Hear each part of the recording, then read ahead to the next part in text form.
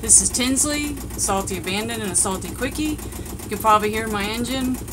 It is running, and again, I made some notes so I wouldn't get sidetracked. Where we had left off is, you know, last week we changed the fuel injectors. If we adjusted the valves, they actually showed me how to do that. Installed a new fuel lift pump, a new mixing elbow, a new exhaust pipe, all new fuel filters, an oil filter, changed the oil, new raw water impeller, all new belts. Changed the oil last week.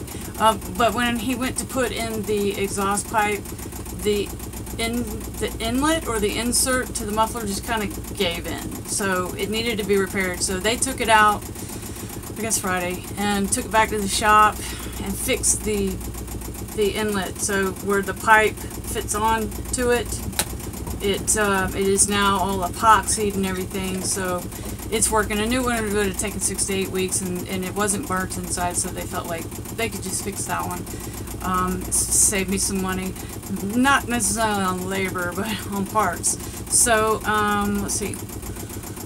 We're running the engine right now, and we're going to do it for about a half an hour, and then we're going to change the oil again, because remember the problem with the fuel and the oil. So we've already changed it once. We're running it for half an hour, and then we're going to change it again, and the oil filter. So the bad news is I was supposed to leave today to go to Clearwater, but they are all covered up with red tide. I had a friend that called me from Indian Rocks Beach, which is right there at Clearwater, and he said the smell, this was a few days ago, it was really bad, lots of dead fish, just bad.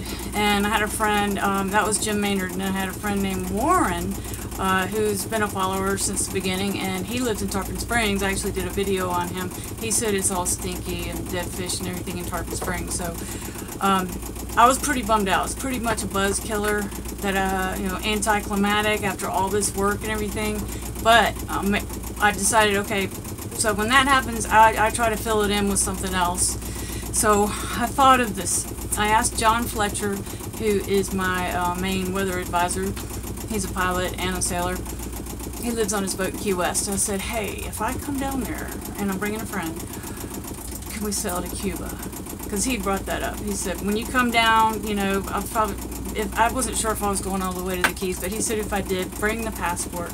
So that's what made me think I'm going to call him. So he's all about it. So he's getting everything in order as far as getting our visas and getting gets the permit with the Coast Guard down there in Key West, kind of getting it fast-tracked.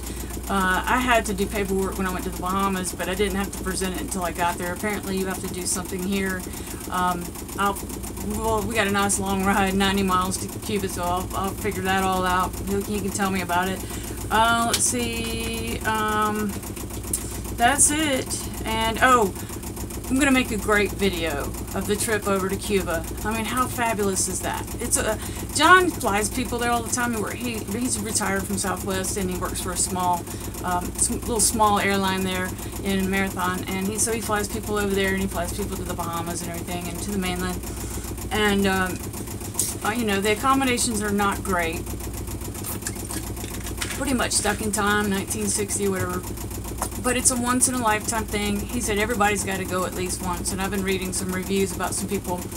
It's real important for me to have internet, and so that's my only worry. That's really my only worry, because, you know, I got to make work pays for all this. So anyway, let's see. Oh, in the meantime, Andy Mason was out here today, and he was working on my bright work, and the railings and everything to, you know, being in the salt air, there's a little bit of rust here and there, like on my stanchions, and even on my new rigging that I got like in November of 2016, just in parts where it goes to the connector to hook to the boat, to the chain plate. I got to stay on top of that, because it's really good steel, but you know, I live on the Gulf Coast, so I want to get on top of that, stop that. Nothing bad yet, just a little starting of something. And boy, this boat's going to be ready to go. It's going to perform well. It's going to be looking good when I finally do make that sail to Clearwater and don't know where else. I read that red tide could last a couple weeks. It could last a year. And it could reoccur. So it's really kind of a bummer.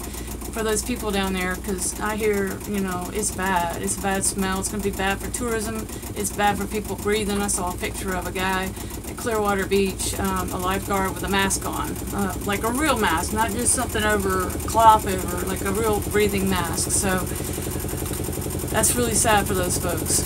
So anyway, Cuba, you can hear the engine now. It's sounding really good. He's revving it up. It's almost like a new engine. I guess that's it. Did I mention new fuel lift pump? I probably did. And new mixing elbow and all that. And repaired muffler. That's all. It's a quickie, but it's not as, it's almost 6 minutes, but it's not as long as the last one, which was like 12 minutes. Salty Abandon, out.